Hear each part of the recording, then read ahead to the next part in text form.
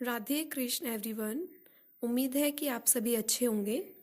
तो आइए आज फिर से अपने इस टॉपिक को क्लियर करते हैं, कंटिन्यू करते हैं जो हमने लास्ट क्लास में रखा था। हमने लास्ट क्लास के साथ पहले से रिलेट करते हैं और इस इंटरेस्टिंग से टॉपिक को जो कॉन्स्टिट्यूशन हम पढ़ रहे हैं इसे क्लियर करते चलते हैं। लास्ट क्लास से एक बार इसे रिलेट करते हैं। लास्ट में हमने पढ़ा कि जितने भी कॉन्स्टिट्यूशन की स्टार्टिंग हुई है और कैसे हमने इसे लिखा, इसका ज़रूरत क्यों पड़ा, और सब चीज़ें हमने उसके अंदर देखी, और कैसे कैसे स्टेप बाय स्टेप डेवलपमेंट की स्टेजेस हमने उभरते हुए देखी हैं। या तो हम 1909 मार्लियामेंटो रिफॉर्म्स की बात करें, उसने कुछ काम किया। उसके बाद 1919 एक्ट हुआ। उसके बाद में 1935 जो सबसे इम्पोर्टेंट एक्ट है, जिसे कहा जाता है government of India act, Hindi में बोलते हैं भारत सरकार अधिनियम, जिसे भारत का जो कॉन्स्टिट्यूशन है उसका बेसिक स्ट्रक्चर कहा जाता है।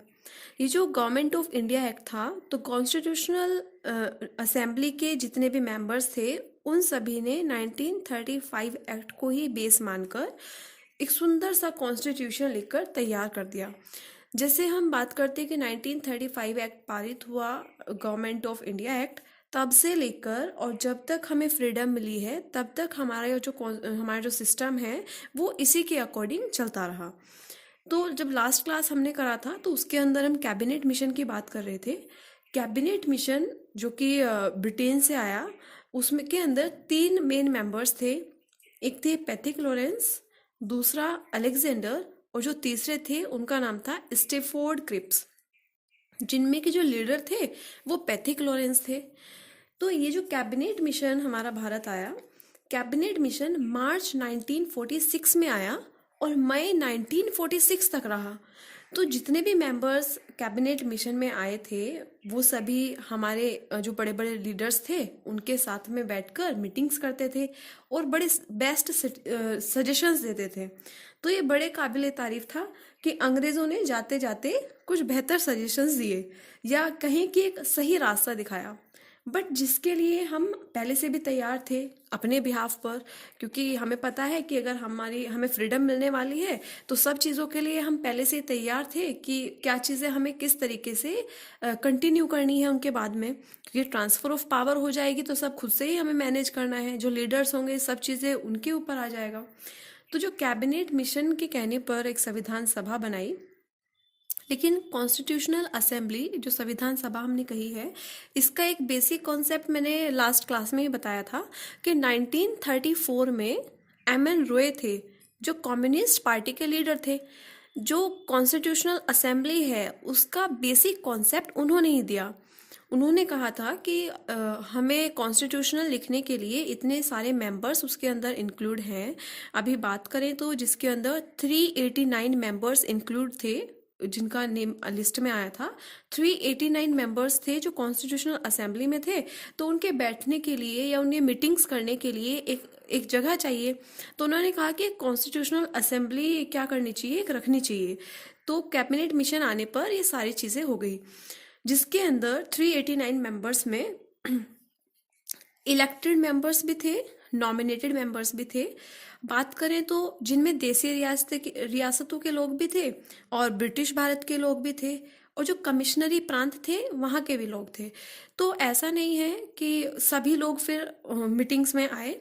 कुछ लोग ऐसे भी थे जो शायद मतलब बड़े असमंजस में थे, उन्हें ऐसा फील हुआ कि शायद ये सभा हमारे काम की नहीं है, हिंदुस्तानियों के लिए है, और उन्हीं के कॉन्स्टिट्यूशन की या उन्हीं से रिलेटेड कुछ यहाँ बातें होने वाली हैं, तो हमें यहाँ रहना ही नहीं है, हमें ये मीटिंग ही ज्वाइन नहीं करनी है। एक्चुअली ये रीज़न ये था कि जो पाकिस्तान की बात थी वो कोई 1935 से नहीं शुरुआत हुई थी। मैंने बताया था कि 1920 से वो बड़े लेवल पे वर्क कर रही थी कि नहीं, पाकिस्तान होना चाहिए, हमें एक अलग राष्ट्र चाहिए, हम अपना एक अलग ही देश बनाएंगे। तो इसीलिए कुछ लोग ऐसे ही थे कमेटियों के अंदर कि जो बिल्कुल उन्हें हिंदुस्तान से कोई मतलब ही नहीं था, वो उन्हीं सब चीज़ों में लगे हुए थे कि सिर्फ उन्हें पाकिस्तान अलग चाहिए और फ्रीडम मिल जाए और पाकिस्तान अलग हो जाए, उन्हें यही चीज़ें चाहिए थी। तो उन लोगों ने जो कॉन्स्टिट्यूशनल असेंबली की मीटिंग्स थी उससे भी उन्होंने बाइकआउट कर दिया। लेकिन हम अपने कॉन्स्टिट्यूशनल असेंबली के मेंबर्स की अगर बात करें तो इतनी इक्वलिटी वहाँ देखी गई है। आप देखिए कि सभी कैटेगरी के लोग, चाहे रिलीजन की बात करें, कैटेगरी की बात करें, इवन जेंडर की भी बात करें, हर कोई वहाँ प्रेजेंट था। जो कॉन्स्टिट्यूशन हमारा लिखा गया है वो सभी की प्रेजेंस में लिखा गया है। धर्म के लिए लोगों की बात करें तो मुस्लिम भी उसके अंदर प्रेजेंट थे, सिख भी थे, हिंदू भी, पारसी भी, इवन औरतें भी उस टाइम पे उसके अंदर प्रेजेंट थी, शामिल रही हैं।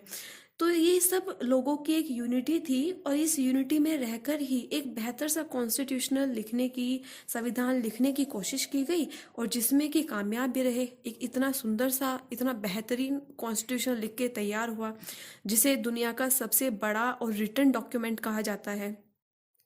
तो पाकिस्तान तो हमेशा ही अलग हो गया था और पहले ही अलग हो गया था, क्योंकि लोगों ने कॉन्स्टिट्यूशनल असेंबली की मीटिंग्स से भी बाइकआउट कर लिया था। तो जब ये कॉन्स्टिट्यूशन के, मैंने कहा 389 मेंबर्स थे जो कॉन्स्टिट्यूशन असेंबली में आने थे, जिनमें कि कुछ आ पाए कुछ नहीं आ पाए। तो टोटल वो मेंबर्स जिन्होंने कंप्लीट टाइमिंग को क्लियर करते हुए और संविधान जब तक कॉन्स्टिट्यूशन कंप्लीट हुआ तब तक साथ दिया, तो लास्ट में जब कॉन्स्टिट्यूशन लिखा गया तो स्टार्टिंग में 389 मेंबर्स से लेकर और लास्ट तक 284 मेंबर्स प्रेजेंट रहे हैं। कॉन्स्टिट्यूशन लिखने के बाद 284 मेंबर्स ने जो बुक है, कॉन्स्टिट्यूशन बुक है, उस पर सिग्नेचर किए। जितने मेंबर्स वहाँ प्रेजेंट थे, जितने मेंबर्स के प्रेजेंस में वो कॉन्स्टिट्यूशन लिखा गया, उन सब के सिग्नेचर 11 पेजेस पर लिए गए। अभी बात करें तो 2 साल 11 महीने और 18 दिन बाद जो 284 मेंबर्स थे उन सब लोगों ने सिग्नेचर किए। तो ये सारी चीज़ें, जो कॉन्स्टिट्यूशन बुक है वो आज भी जो लाइब्रेरी है, संसद भवन की लाइब्रेरी है, उसमें हीलियम केस है जिसमें वो बुक आज भी रखी हुई है। और कॉन्स्टिट्यूशनल बुक की बात करें तो वो इटालियन टाइप में लिखी हुई है और जिसे बाय हैंडेड लिखा गया है। वो टाइपिंग बुक नहीं है, कंप्यूटराइज नहीं है, उसे बाय हैंडेड लिखा गया है बुक को। इतनी कोशिशों के बाद एक प्यारा सा कॉन्स्टिट्यूशन लिखा गया। संविधान सभा ने कैसे काम किया, तो स्टार्टिंग होती है जुलाई 1946 में, क्योंकि कॉन्स्टिट्यूशनल असेंबली डिसाइड तो कर दी गई, उसके अंदर मेंबर्स भी इलेक्टेड हो गए। लेकिन अभी जो वर्किंग प्रोसेस चलेगा कॉन्स्टिट्यूशन बनाने के लिए, तो कॉन्स्टिट्यूशनल लिखने से पहले कुछ मीटिंग्स भी होंगी, डिसाइड किया जाएगा कि क्या कॉन्सेप्ट है जो हमें अपने कॉन्स्टिट्यूशन के अंदर ऐड करना है। तो 1946 की बात थी, जुलाई की, और कुछ इलेक्टेड मेंबर्स आए, नॉमिनेटेड मेंबर्स आए, कुछ लोगों ने बाइकआउट कर दिया कि हमें नहीं शामिल होना है, बेकार है, हमारे यूज़ की नहीं मीटिंग्स हैं। ऐसे डिसीजन करते करते 5 से 6 महीने निकल गए। जब कॉन्स्टिट्यूशन असेंबली की फर्स्ट मीटिंग होती है वो होती है 9 दिसंबर 1946, 9 दिसंबर 1946। तो जुलाई से डिसीजन करते करते दिसंबर आ जाता है, 5-6 महीने निकल जाते हैं, बीत जाते हैं। जब फर्स्ट मीटिंग हुई जिसके अंदर 207 मेंबर प्रेजेंट थे, 207 मेंबर्स में 9 महिलाएं थी। तो हमने पढ़ा था कि 389 मेंबर्स टोटल थे जिसमें कि 15 वुमेन थी, और फर्स्ट मीटिंग के अंदर 207 मेंबर प्रेजेंट रहे जिनमें 9 वुमेन्स रही, 9 वुमेन थी। फर्स्ट मीटिंग में 73 मेंबर्स मुस्लिम लीग के जिन्होंने बाइकआउट किया, और देसी रियासत के मेंबर्स थे 93 जो आए ही नहीं, जिन्हें लगा कि नहीं हमें शामिल नहीं होना है। वो बड़े असमंजस में थे कि भैया जाएं कि ना जाएं। तो जो फर्स्ट मीटिंग होती है सभी मेंबर्स आ जाते हैं, तो वो डिसाइड करते हैं कि भाई एक ना हेड बनाते हैं अपने पूरे कॉन्स्टिट्यूशन असेंबली में। फिलहाल जो अभी परमानेंट नहीं होंगे, टेम्परेरी होंगे। तो डिसीजन लिया गया कि हेड होंगे वो जो हम सभी में एक्सपीरियंस्ड होंगे सबसे ज़्यादा, और जिनका जो सबसे ज़्यादा मैच्योर होंगे, जिन्हें एक्सपीरियंस ज़्यादा हो और समझदार हो। तो उस टाइम पर नाम आता है डॉक्टर सच्चिदानंद सिन्हा, बहुत बड़ा और बहुत इम्पोर्टेंट नाम है। तो 9 दिसंबर 1946 को फर्स्ट मीटिंग के अंदर जो टेम्परेरी लीडर बनाए जाते हैं कॉन्स्टिट्यूशनल असेंबली के, वो थे डॉक्टर सच्चिदानंद सिन्हा। इन्हें अध्यक्ष बना दिया जाता है। बट हुआ यूं कि ठीक है अभी टेम्परेरी हैं, बट कुछ टाइम बाद जब हमें लगेगा कि ठीक है तो परमानेंट जो अध्यक्ष हैं उन्हें बना दिया जाएगा। लेकिन जब तक परमानेंट अध्यक्ष नहीं बनते हैं तब तक डॉक्टर सच्चिदानंद सिन्हा ही इस कॉन्स्टिट्यूशनल असेंबली के सभी काम करेंगे। तो हुआ यूं कि जो डॉक्टर सच्चिदानंद सिन्हा थे वो एजिड थे तो वो बीमार रहने लगे, है ना, तो उनका हेल्थ इशू कुछ हो गया। तो 9 दिसंबर को टेम्परेरी उन्हें अध्यक्ष बनाया गया। 10 दिसंबर में डिसीजन लिया गया दोबारा से, और 11 दिसंबर 1946 जब कॉन्स्टिट्यूशनल असेंबली की दूसरी मीटिंग होती है, सेकेंड मीटिंग में डॉक्टर राजेंद्र प्रसाद को परमानेंट अध्यक्ष बना दिया गया। कॉन्स्टिट्यूशन असेंबली का परमानेंट अध्यक्ष कौन बने? डॉक्टर राजेंद्र प्रसाद। और किस मीटिंग में बने? तो दूसरी मीटिंग में, जो सेकंड मीटिंग हुई कॉन्स्टिट्यूशन असेंबली की 11 दिसंबर 1946 को, तो उसमें उन्हें परमानेंट अध्यक्ष बना दिया गया। राजेंद्र प्रसाद जो थे, जिनका जन्म 3 दिसंबर 1884 में बिहार में हुआ, और वो गांधी जी के फॉलोवर थे, इसलिए उन्हें बिहार गांधी भी वो कहलाते हैं, बिहार गांधी के नाम से भी वो प्रचलित हैं। 11 दिसंबर 1946 में जब डॉक्टर राजेंद्र प्रसाद को परमानेंट अध्यक्ष बना दिया गया, तो उसके एक दिन बाद ही 13 दिसंबर को पंडित जवाहरलाल नेहरू ने उद्देश्य प्रस्ताव पढ़ा, जिसे बोलते हैं ऑब्जेक्टिव रिजोल्यूशन, इसे इंग्लिश में कहा जाता है।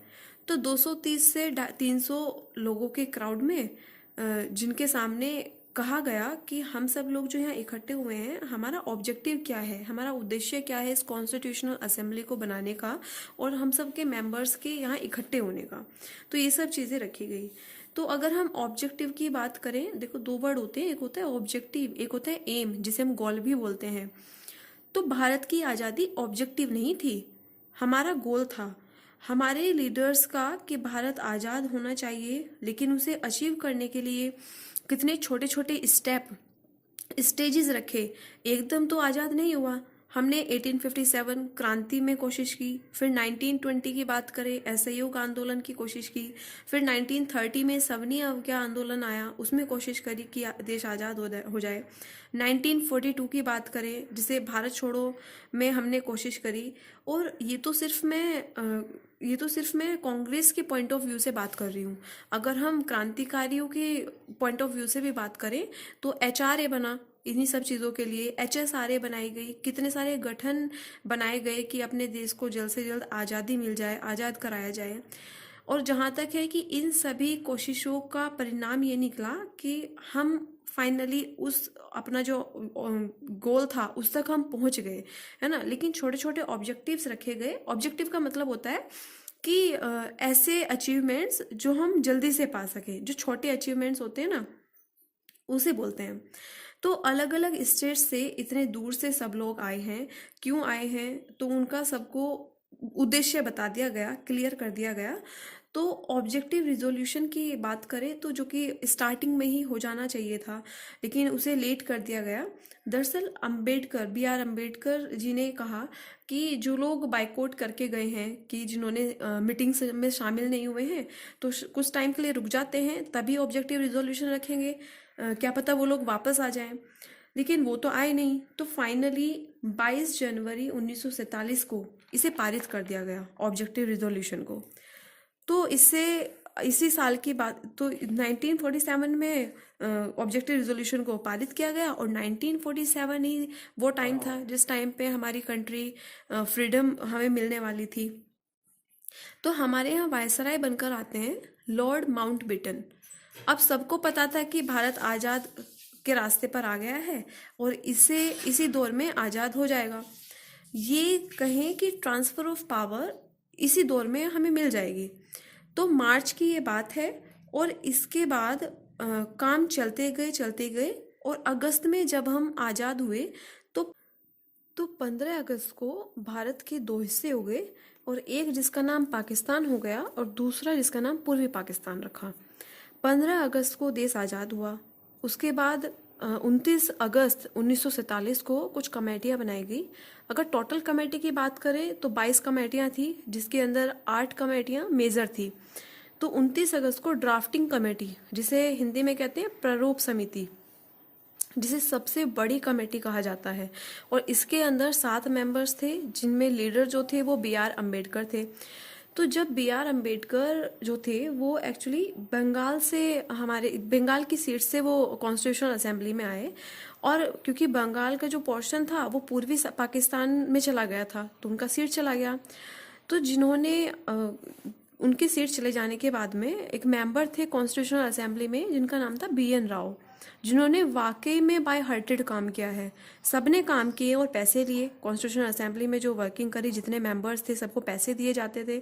लेकिन जो BN राव थे, वाकई में उन्होंने इतना दिल से काम करा कि उन्होंने 1 रुपया भी नहीं लिया था। पूरा कॉन्स्टिट्यूशन के अंदर जितना वर्किंग उनकी रही है, उन्होंने बिल्कुल फ्री काम किया। और ये हमारे कॉन्स्टिट्यूशनल असेंबली के मेंबर नहीं थे, ये संवैधानिक सलाहकार जो बोलते हैं वो थे। जितने भी कॉन्स्टिट्यूशन लिखा, उसकी पूरी सलाह इन्हीं से ली गई। तो जब BR अम्बेडकर जी की सीट चली गई बंगाल से, क्योंकि वो तो हमारा पाकिस्तान में चला गया, तो BN राव ने ही फोर्स किया था कि भाई BR अम्बेडकर को किसी भी तरीके से या कैसे भी करके कॉन्स्टिट्यूशन का मेंबर बनाओ, क्योंकि इनके बिना कॉन्स्टिट्यूशन नहीं लिखा जा सकता। वो बेकार है कॉन्स्टिट्यूशन जो कि BR अम्बेडकर ने लिखा है। क्योंकि BR अम्बेडकर जी को इतना ज्ञान था, इतना ज्ञान था कि हर बात पर तर्क देना, हर चीज़ को किस तरीके से कनेक्ट करना है, वो सारी चीज़ें उन्हीं की थी। तो इसीलिए कहा जाता है कि कॉन्स्टिट्यूशन लिखा किसने है, तो वो BR अम्बेडकर जी को कहा जाता है। तो दिसंबर 1946 से नवंबर 1949 आ गया, तो टोटल 46 से 49, तो जो टोटल टाइम हमारे कॉन्स्टिट्यूशन लिखने में लगा, तो 2 साल 11 महीने और 18 दिन लग गए बुक लिखने में, जिसे कहते हैं कॉन्स्टिट्यूशन ऑफ इंडिया। इसके टोटल 11 सेशन हुए। जो मीटिंग्स हुई तो 11 मीटिंग हुई, और जो सबसे लास्ट मीटिंग हुई है, अंतिम बैठक जब हुई, तो वो 24 जनवरी 1950 को हुई, जिस दिन ये बुक लिखी गई। तो उस दिन जब फाइनली हुआ, जिस दिन बुक लिखी गई, उस दिन 284 लोगों ने 11 पेजेस पर सिग्नेचर किए। ये किताब हैंड रिटन है। इसके लिए विशेष तरह की निब्स मंगाई गई विदेशों से। एक आदमी ने अपनी हैंडराइटिंग में दुनिया के सबसे विशाल संविधान को लिखा, और जिन्होंने ये बाय हैंडेड लिखा है, उनका नाम है प्रेम बिहारी नारायण रायजादा, या उन्हें कहा जाता है प्रेम बिहारी सक्सेना, दोनों नाम से उन्हें बुलाया जाता है। तो उन्होंने बाय हैंडेड इस बुक को लिखा है। तो जिस दिन इस किताब पर सिग्नेचर हुए, उस दिन डेट था 26 नवंबर 1949। उस दिन सबने उसमें लिखा कि आज तारीख 29 नवंबर 1949 को एदत द्वारा संविधान को अंगीकृत, आत्मर्पित और अधिनियमित करते हैं, जो कि परमेएबल मतलब प्रस्तावना में भी लिखा हुआ है। हम जब आगे कंटिन्यू करेंगे तो उसमें पढ़ेंगे। यही आज इस तारीख को हम इसे अडॉप्ट करते हैं। इसका मतलब ये था कि ये जो कॉन्स्टिट्यूशन है, इसे हम 26 नवंबर 1949 को, मतलब 1949 को अडॉप्ट कर रहे हैं। लेकिन हमने इस बात को फॉलो नहीं किया। केवल कुछ ही पार्ट था, कुछ ही ऐसे आर्टिकल्स थे जिन्हें हमने फॉलो कर लिया। बाकी आर्टिकल्स को हमने बाद में फॉलो किया है। तो जब संविधान पूरा हुआ, उस टाइम पर 395 आर्टिकल्स, 8 शेड्यूल और 22 पार्ट्स थे हमारे कॉन्स्टिट्यूशन के अंदर। तो जो 26 नवंबर है, उसे हम कॉन्स्टिट्यूशन डे, जिसे हम संविधान दिवस या विधि दिवस के नाम से भी बुलाते हैं, सेलिब्रेट करते हैं। तो 15 आर्टिकल थे जो 26 नवंबर 1949 को लागू हुए। वो थे आर्टिकल नंबर 5, 6, 7, 8, आर्टिकल 60, आर्टिकल 324, 366, 367, 379, 380, 388, 391, 392 और 393। ये 15 आर्टिकल ऐसे थे जिन्हें पहले ही लागू कर दिया गया। इसके बाद बाकी जो बचे हुए आर्टिकल थे, उन्हें 26 जनवरी 1950 को लागू कर दिया गया, जिसे हम रिपब्लिक डे के रूप में मनाते हैं, गणतंत्र दिवस के रूप में मनाते हैं। तो 26 जनवरी को जो हम गणतंत्र दिवस के रूप में मनाते हैं, तो इसी दिन हम इस टॉपिक को इसे क्यों बनाते हैं रिपब्लिक डे के बारे में, इसी दिन हमने क्यों लागू किए कि जो बचे हुए आर्टिकल हैं इन्हें हम बाद में लागू करते हैं। तो इसका भी बड़ा एक बैकग्राउंड है, एक बेसिक चीज़ें हैं। तो बात करते हैं कि 26 जनवरी 1930 से 20 साल पहले अगर हम जाएं, तो उस टाइम पे 20 साल पहले 26 जनवरी के दिन हमने सांकेतिक स्वाधीनता दिवस बनाया था, जिसे इंग्लिश में बोलते हैं सिंबॉलिक इंडिपेंडेंस डे। 20 साल पहले, तो कहने का मतलब कि बिना आज़ाद हुए आज़ादी बना ली। सांकेतिक थी, है ना, सिंबॉलिक था कि कभी तो आज़ाद होंगे, ये सब चीज़ें सोचकर। तो 17 साल से जिस दिन के लिए हम मार खाते आए हैं, पिटते आए हैं, ब्रिटिशों ने इतना अत्याचार किया है हमारी कंट्री के लोगों पर, तो फाइनली 15 अगस्त को वो दिन आ गया कि हमारा जो कंट्री है वो फ्रीडम फ्रीडम हो गई। तो इस दिन 26 जनवरी को हमेशा याद में रखने के लिए और हमेशा ही आने वाली हर जनरेशन को ये चीज़ याद रखवाने के लिए कि 26 जनवरी एक ऐसा इम्पोर्टेंट डे है हमारी लाइफ में, जिसे हमने एक सिंबॉलिक इंडिपेंडेंस डे के रूप में मनाया है। तो इसीलिए जो बचे हुए आर्टिकल्स थे उन सबको कंप्लीटली, अगर हम कहें, जो कंप्लीटली हमने कॉन्स्टिट्यूशन फॉलो किया है, अपने कंट्री के अंदर लागू कराया है, वो 26 जनवरी को कराया है। तो इस दिन को हम रिपब्लिक डे के रूप में मनाते हैं। जो कॉन्स्टिट्यूशन की मैन्यूस्क्रिप्ट थी वो इंग्लिश में इटालियन टाइप में थी, और जिसको बाद में इंग्लिश और हिंदी में ट्रांसलेट किया गया था। तो ये सारे कुछ कॉन्सेप्ट्स थे हमारे कॉन्स्टिट्यूशन लिखने तक के। तो जिसमें कि टोटल हमने पढ़ा, स्टार्टिंग में 3 मीटिंग्स हुई। एक 9 दिसंबर 1940 को, जब टेम्परेरी अध्यक्ष डॉक्टर सच्चिदानंद सिन्हा को बनाया गया। उसके बाद 11 दिसंबर को डॉक्टर राजेंद्र प्रसाद को परमानेंट अध्यक्ष बना दिया गया। और बहुत सारी टोटल 11 सेशन करने के बाद में 2 साल और 11 महीने और 18 दिन में हमारा कॉन्स्टिट्यूशन लिख के तैयार हो गया। तो ये सब चीज़ें थी, ये सब कंसेप्ट्स थे। आगे के जितने भी कंसेप्ट्स हैं उन्हें हम नेक्स्ट क्लास के साथ कंटिन्यू करेंगे। So thank you so much. Have a nice day.